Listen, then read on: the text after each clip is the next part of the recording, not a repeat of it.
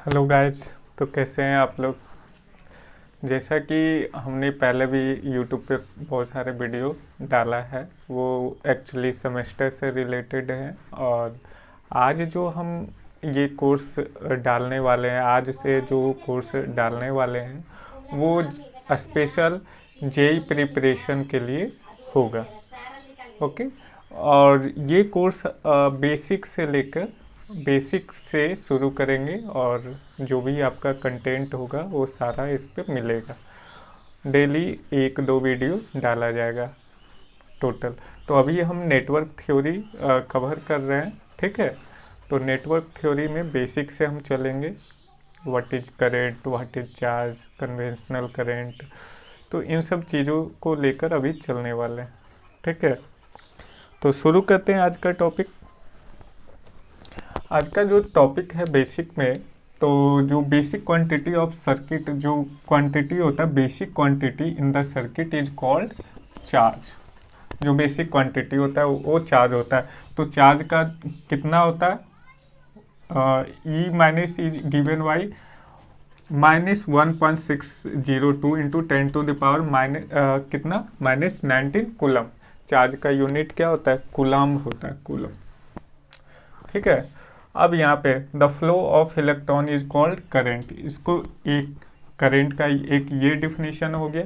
दूसरा definition, time rate of charge is called current, ठीक है। Time rate of charge is called current. अब यहाँ पे दूसरा आई बराबर, इसका फॉर्मूला क्या होगा, तो टाइम रेट ऑफ चार्ज यानी rate of charge d q by d t, यही है rate of charge with respect to time. तो चार्ज का क्या होता है, कूलम होता है, टाइम का सेकंड, तो इसका जो यूनिट बन गया कूलम पर सेकंड। इसका जो दूसरा फॉर्म हम कहते हैं एम्पियर, इसको एम्पियर भी कहते हैं, किसको, कूलम पर सेकंड को एम्पियर भी कहते हैं। आगे अब यहाँ पे देखिए, ये समझने वाली बात है। अभी तक बहुत सारे बुक में पढ़ते हैं flow of electron is called current. तो यहाँ पे करंट दो तरह के होते हैं, एक कन्वेंशनल करंट होता है, एक नेचुरल करंट होता है। इन दोनों में थोड़ा सा डिफरेंस समझिए। कन्वेंशनल करंट जो होता है वो पॉजिटिव से निगेटिव साइड में होता है, लेकिन हम लोग डेफिनेशंस क्या पढ़ते हैं, flow of electron is called current, ठीक है। तो यहाँ पे जो फ्लो ऑफ इलेक्ट्रॉन होता है, इलेक्ट्रॉन का जो फ्लो होता है किधर से किधर होता है, ये आपका निगेटिव से पॉजिटिव की तरफ, इसका फ्लो ऑफ इलेक्ट्रॉन यहाँ पे निगेटिव से पॉजिटिव की तरफ है। लेकिन हम लोग पढ़ते हैं ये, तो जो कन्वेंशनल करंट होता है, कन्वेंशनल करंट वो होता है पॉजिटिव टू निगेटिव, मतलब higher potential to lower potential, ऐसा पढ़ते हैं, ठीक है। तो यहाँ पे दो तरह के करंट होते हैं, एक कन्वेंशनल करंट, एक नेचुरल करंट। जो आई डैश है ये आपका नेचुरल करंट है, कन्वेंशनल करंट ये आई है। तो एक्चुअली 17 से 18 सेंचुरी में जो फर्स्ट ऑफ ऑल जो बेंजामिन फ्रैंकलिन ने डीसी बैटरी का खोज किया था, तो उसमें उन्होंने बताया flow of charge is called current. अब उनको ये नहीं पता था उस टाइम कि चार्ज में हमारा करंट है, सॉरी इलेक्ट्रॉन है। तो बेंजामिन फ्रैंकलिन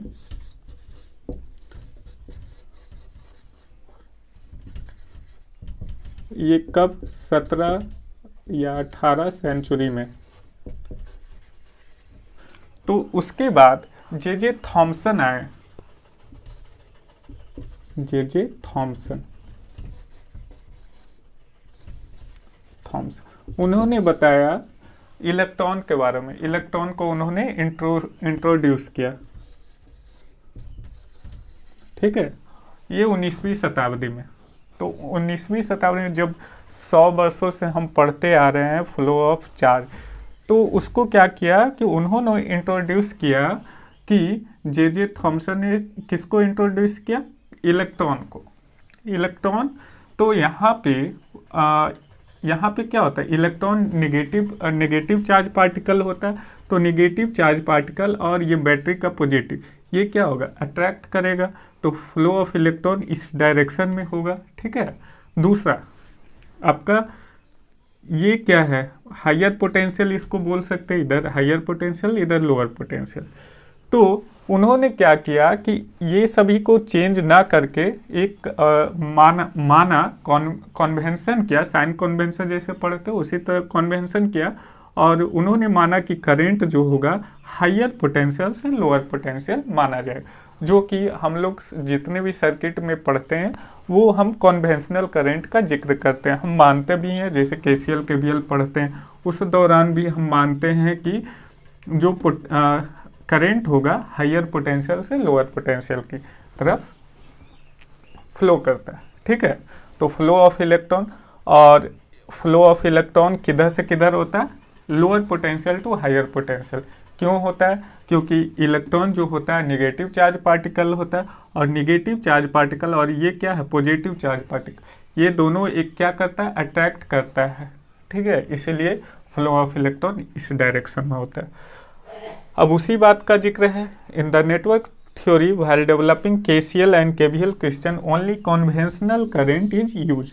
हम क्या लेते हैं, केसीएल केवीएल जब भी यूज करते हैं तो उसमें सिर्फ और सिर्फ हम कन्वेंशनल करंट का यूज करते हैं, ये वाले करंट को हम ये मान के चलते हैं कि जो करंट है हायर पोटेंशियल से लोअर पोटेंशियल की तरफ फ्लो करता है।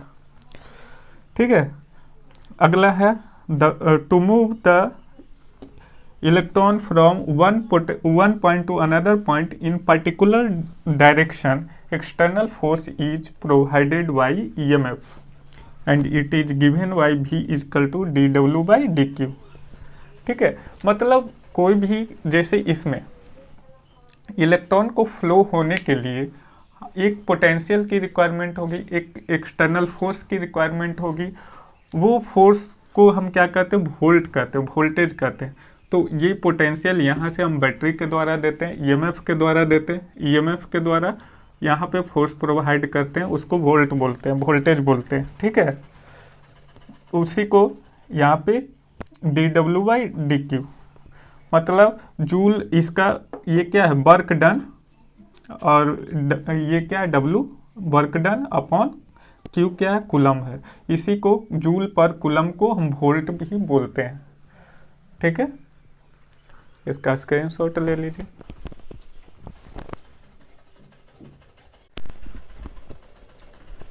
चलिए तो आगे बढ़ते हैं, अगला जो टॉपिक है एनर्जी का है। तो energy, time rate of energy को, time rate of energy is called power, is called power. Power का क्या होता है, dW बाई dt। इसका जो यूनिट होता है जूल पर सेकेंड होता है या वाट होता है। देखो इसको एक और भी हम जानते हैं, P is equal to VI।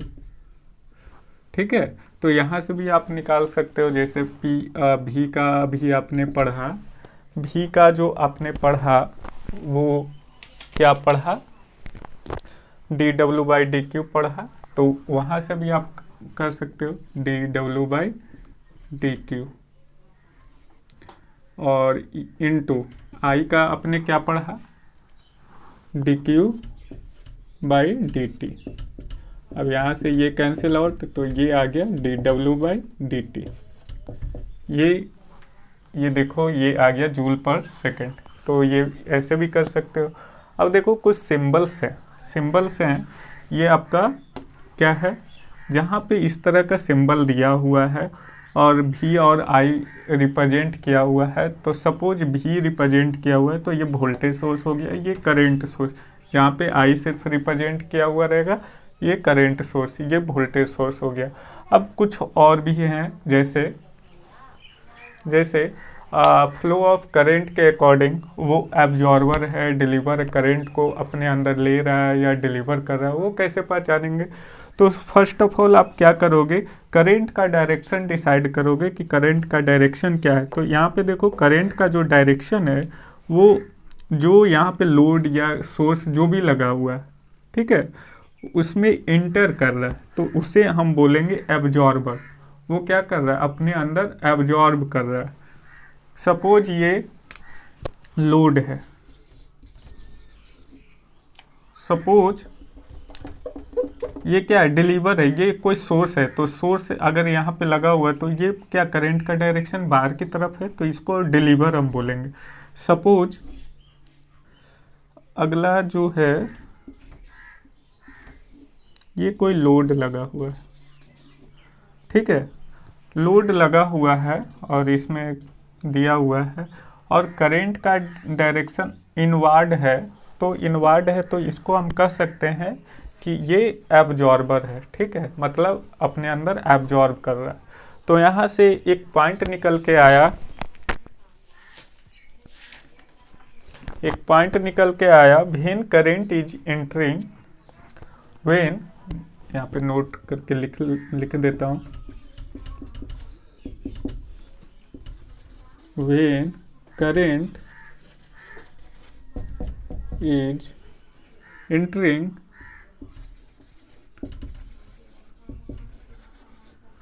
when current is entering at positive terminal, positive terminal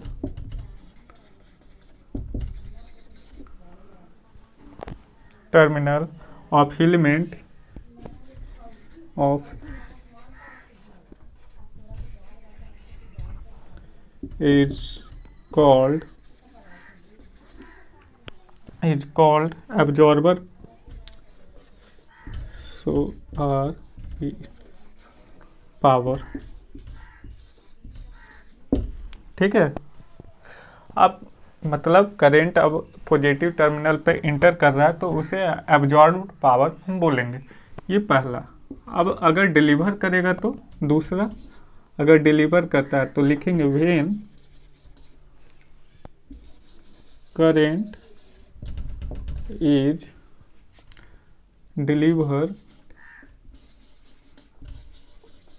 delivered eight positive terminal, या लिविंग हम कर सकते हैं, लिविंग एट या डिलीवरिंग एट, यहाँ पे लिविंग कहना ज़्यादा सुटेबल है,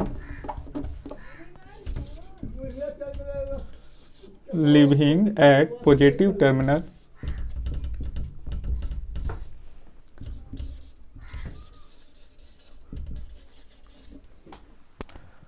ऑफ एलिमेंट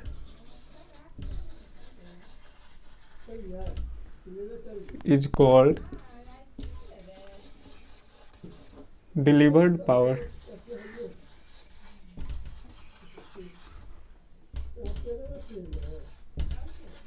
ठीक है। तो इसको हम क्या करेंगे, डिलीवर्ड पावर हम बोलेंगे।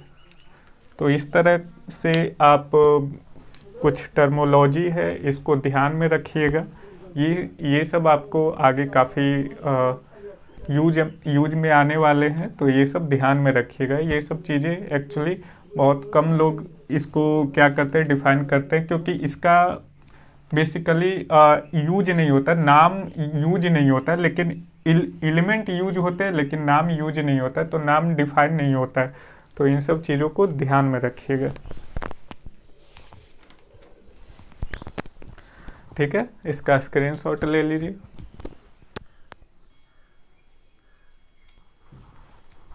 देखिए जो अगला टॉपिक है क्लासिफिकेशन ऑफ एलिमेंट्स, एलिमेंट्स का क्लासिफिकेशन करते हैं, ठीक है।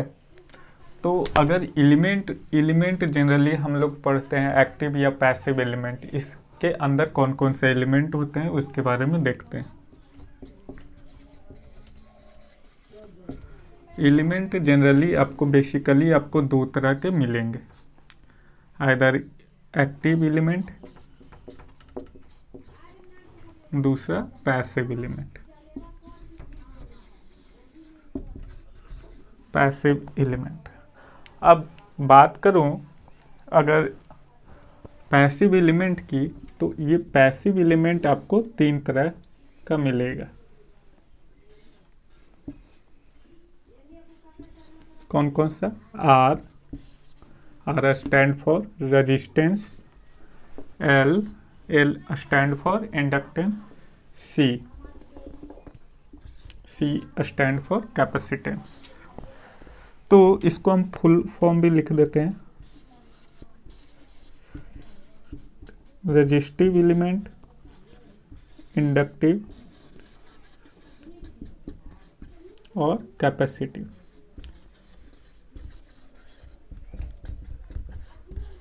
ठीक है, ये 3 तरह के एलिमेंट होते हैं। अब इन तीनों को अगर डिफाइन करें तो रेजिस्टेंस का आपको सिंबल पता है, ये भी आपका 2 तरह के मिलेंगे।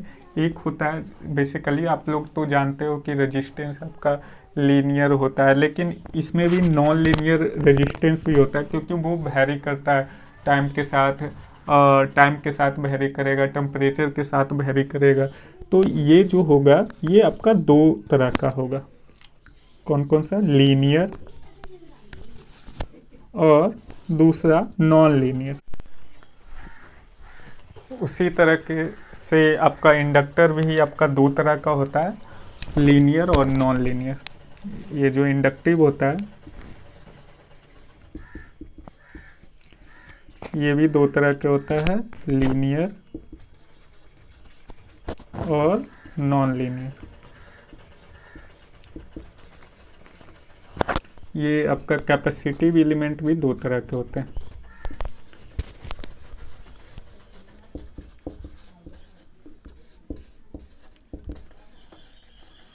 Linear, non linear.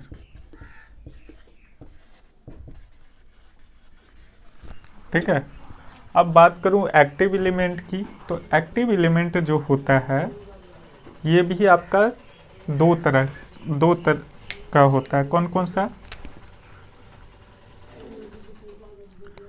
ये आपका इंडिपेंडेंट हो गया,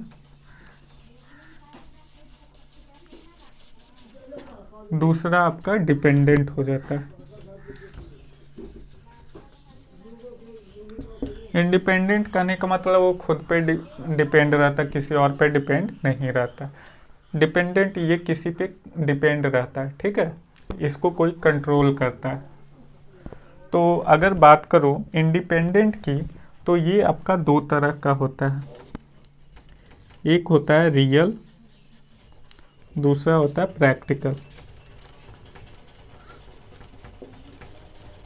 अब दोनों 2 तरह का होता है। एक आइदर ये वोल्टेज हो सकता है, वोल्टेज सोर्स हो सकता है, आइदर ये करंट सोर्स हो सकता है, ये भी आपका वोल्टेज सोर्स हो सकता है या करंट सोर्स हो सकता है। अब डिपेंडेंट सोर्स की बात करूं तो डिपेंडेंट सोर्स भी आपका 4 तरह का होता है। कितना? ये आपका 4 तरह का होता है। इसको शॉर्ट फॉर्म में मैं लिखता हूँ, वोल्टेज कंट्रोल वोल्टेज सोर्स। इसको बोलते जाइए, याद हो जाएगा, ठीक है। वोल्टेज कंट्रोल वोल्टेज सोर्स मतलब वोल्टेज के द्वारा वोल्टेज सोर्स को कंट्रोल किया जा रहा है। दूसरा वोल्टेज कंट्रोल करेंट सोर्स। तीसरा करेंट कंट्रोल वोल्टेज सोर्स। चौथा करेंट कंट्रोल करेंट सोर्स। ये 4 तरह का डिपेंडेंट सोर्स होता है। इसके बारे में आगे आप सर्किट में देखोगे कि कैसे ये कंट्रोल करता है किसी सर्किट को। तो आज का टॉपिक यहीं तक रखते हैं, और नेक्स्ट वीडियो में और भी हम न्यूमेरिकल के साथ हम आगे बढ़ेंगे। तो इस चैनल को लाइक और सब्सक्राइब कीजिए, और जो भी आपका कमेंट ज़रूर कीजिएगा कि आगे जो टॉपिक होगा वो किस तरह के होगा, क्या सुधार चाहिए। तो वो सब आप अपने अनुसार इसमें कमेंट कर सकते हो। Thank you.